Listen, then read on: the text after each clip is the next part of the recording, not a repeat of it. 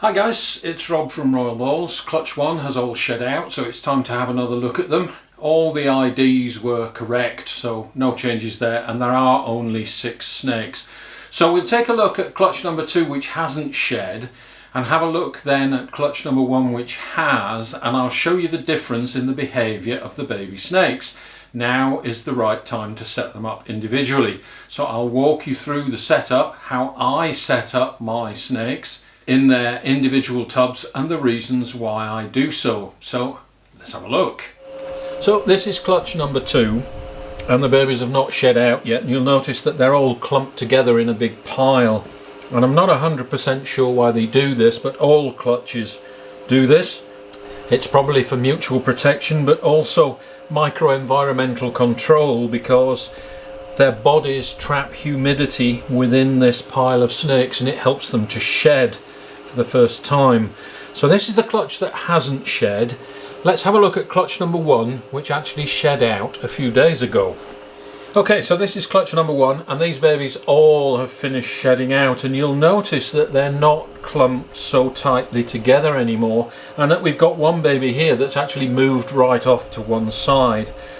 Now, in the wild, once these babies have shed out and they get hungry enough, they're going to start looking for food, and this is probably the time that they start to break up.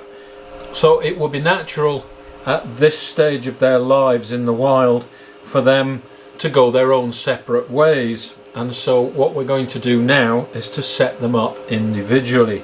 There is no need to set snakes up individually until they've all shed. It's actually quite easy to keep them in one tub and keep them all very humid until they shed.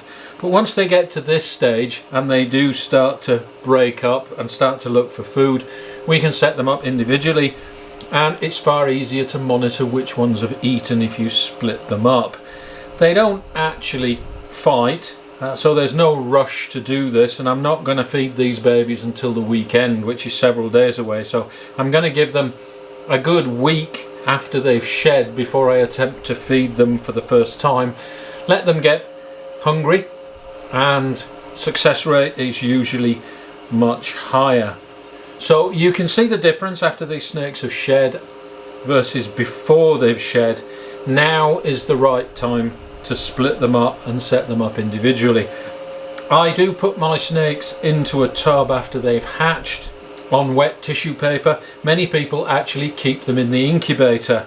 You can keep them together. My snake room is actually not that much different to my incubator temperature, so there's no real advantage to keeping the snakes in the incubator. For me, I can pull them out where it's easier to monitor them, and so I do that, but bear in mind that my ambient temperatures are very similar to what would be in the incubator. So many people do keep their babies together in the incubator until after their first shed.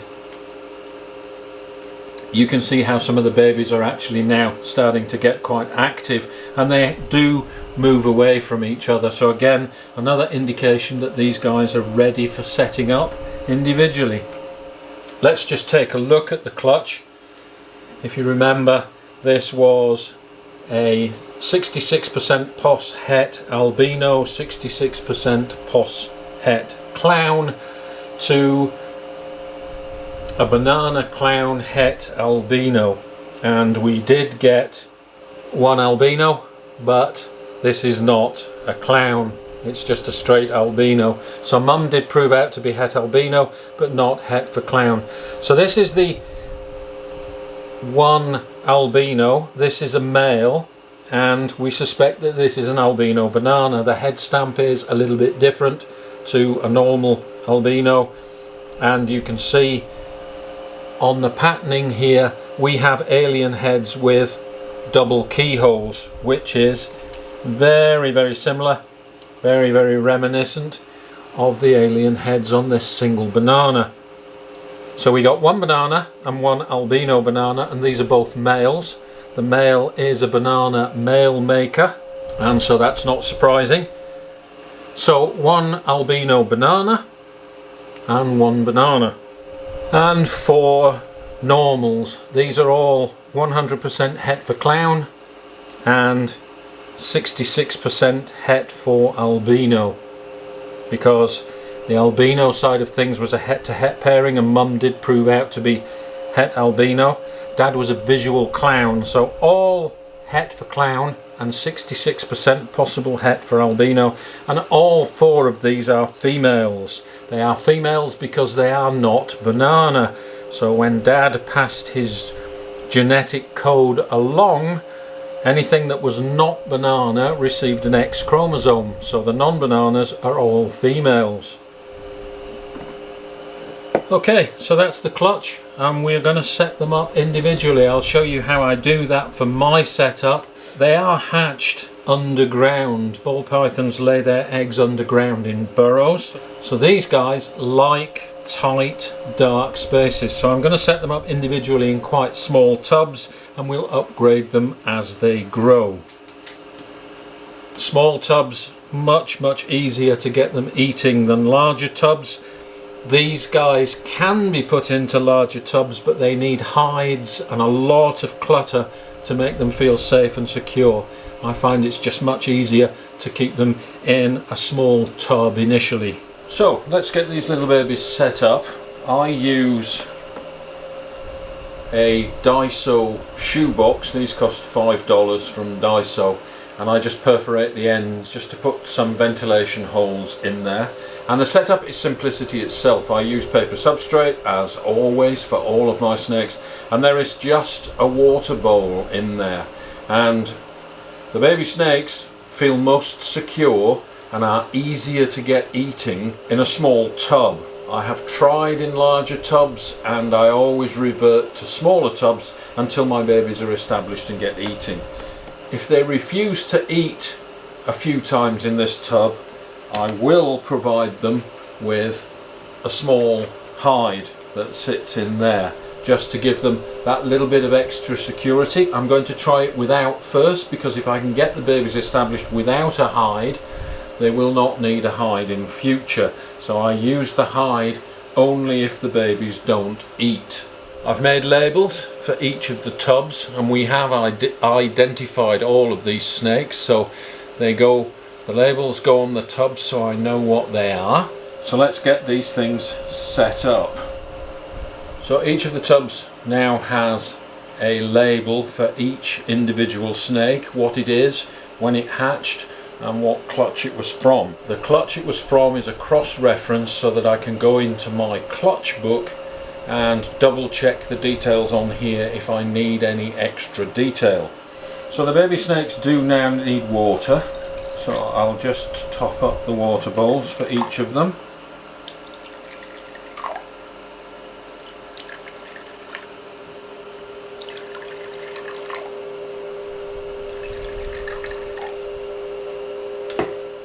Here they are. As I said yesterday, they are no longer tightly clumped together, so let's get them set up in their individual tubs according to the labels.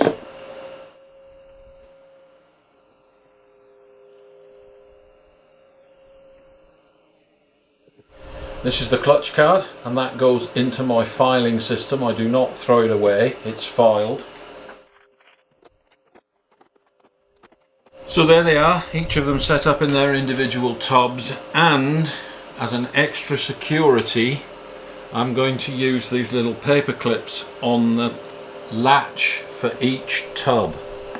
Baby snakes are very adept at getting through very tiny spaces, and they're also very adept at pushing the lid off these tubs, and if anybody has ever had a baby snake escaped, you will know how stressful that is and how difficult they can be to find.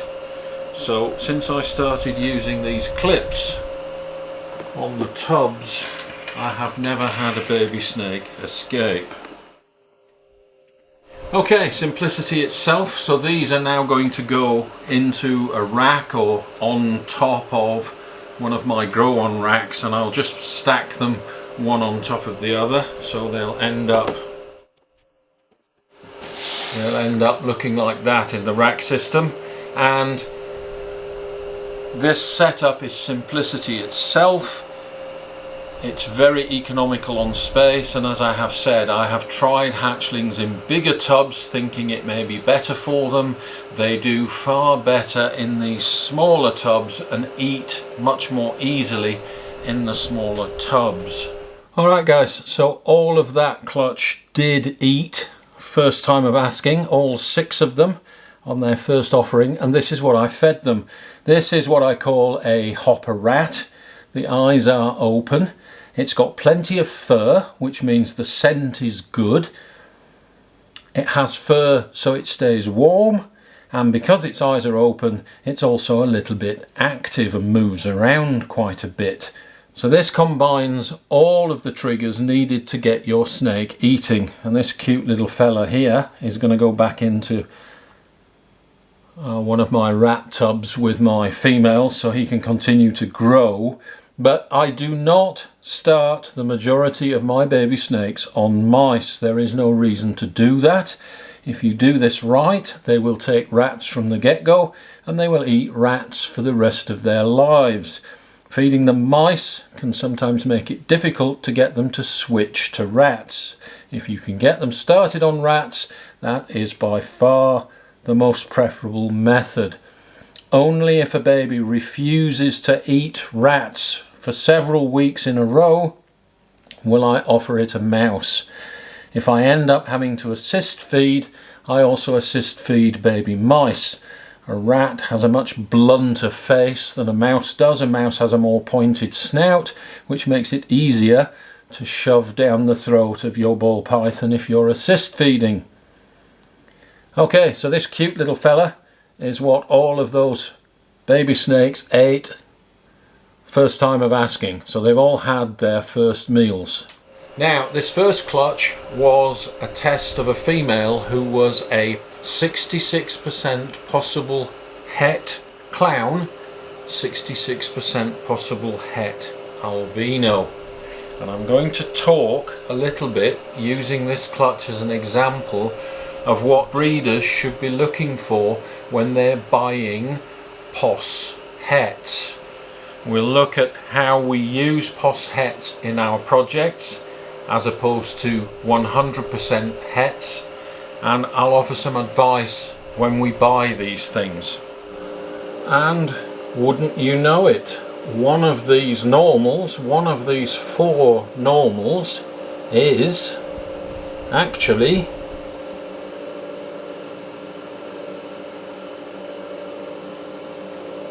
a male. See the hemipenes? So this is a non-banana from a banana male maker that is a male. Now the XY chromosomes that carry the banana gene along with a bunch of other genes are the only pair of chromosomes that are non-homologous in the diploid set of 36 or 18 pairs of chromosomes. Only 17 of them are homologous, and the XY chromosome is not, which means when the banana gene is transferred, it usually carries the Y chromosome from a male maker. The non-banana side is the X chromosome, which means that a male maker will give male bananas and female non-bananas. And here we have a non-banana that is a male.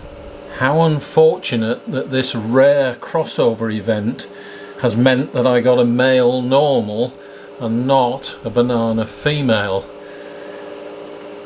It's a rare enough event as it is, and to not get a banana female but just to get a normal male, well, those are some pretty poor odds.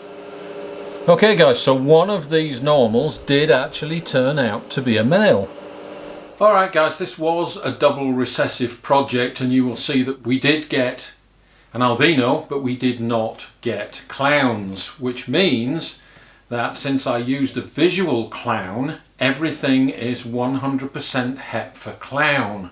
The female did prove out to be het for albino, and the male we already knew was het for albino, which means that anything that's not a visual albino is going to be 66% possible het for albino. And in double recessive projects, it's almost inevitable that we will be making possible hets rather than 100% hets. That's certainly not the case in single recessive projects, and I've been asked a lot of questions about possible hets. What are they? How are they made? How does it come to be a possible het rather than a 100% het? Do they have any value as possible hets? So I'm going to do a video, if you guys are interested, on all of those aspects and how possible hets come about and how they're best used going forward. I would say in multi-recessive projects we are going to be dealing with possible hets. That is almost inevitable.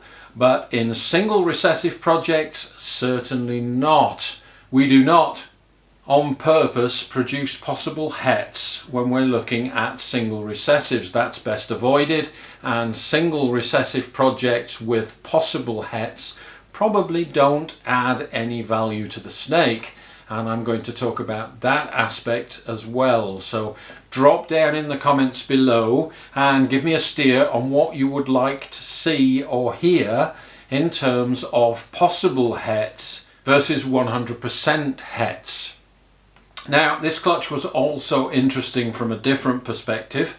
The male was a banana male maker, which means that all the bananas should be males and all the non-bananas should be females, and there is an albino in the clutch which is a male, and we suspect that that is an albino banana because it is a male. The pattern is slightly unusual for an albino, so again we suspect that that's the case, but because it's albino we cannot be 100% sure that it is banana, other than our confidence in the banana sex-link gene. Now, one of the normals, all of which should have been females because they are not banana, did turn out to be a male, and that is unusual. That necessitates a crossover event during the haploid sperm cell production, in which the Y chromosome loses the banana gene and we end up producing a male normal, which is highly unusual.